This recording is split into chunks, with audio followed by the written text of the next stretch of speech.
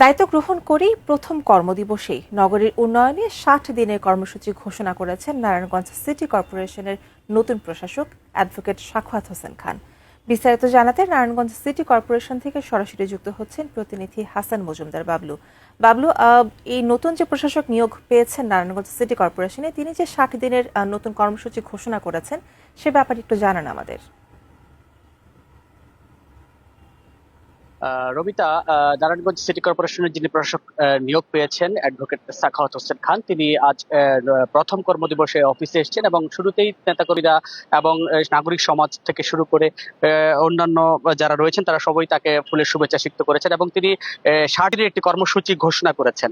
তার এই কর্মসূচির মধ্যে আমরা দেখেছি যে শহরের যানজট নিরসন, ফুটপাত মুক্ত, মানে হকার মুক্ত ফুটপাত, তারপর হচ্ছে যে পয় নিষ্কাশন ব্যবস্থা এবং ড্রেনেজ ব্যবস্থা সহ বেশ কিছু দিক রয়েছে তিনি যে বিষয়টি আমাদেরকে তুলে ধরেছেন। এছাড়াও আমরা বলতে চাই যে আমাদের সাথে ইতিমধ্যেই যুক্ত হয়েছেন জুলফিকার স্টিল মিলস এর চেয়ারম্যান মামুনুর রশিদ জুয়েল। আমি একটু তার কাছ থেকেও জানবো ব্যবসায়ী হিসাবে আসলে নতুন প্রশাসকের কাছে তাদের চাওয়াটা কি।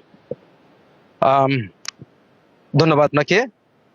অ্যাকচুয়াল নারায়ণগঞ্জে বেশ কিছুদিন যাবত আমাদের কোনো সিটি কর্পোরেশনের নির্বাচিত মেয়র নেই এবং ৫ই আগস্টের পর থেকে এখানে সরকারিভাবে প্রশাসন নিয়োগ দেওয়া হয়েছিল।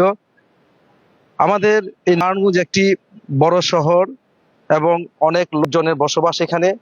এখানে প্রতিবন্ধকতার জায়গা প্রচুর রয়েছে, যানজটের দুরবস্থার মধ্যে দিয়ে আমরা দিন যাপন করি, ড্রেনেজের ব্যবস্থারও দুরবস্থা রয়েছে।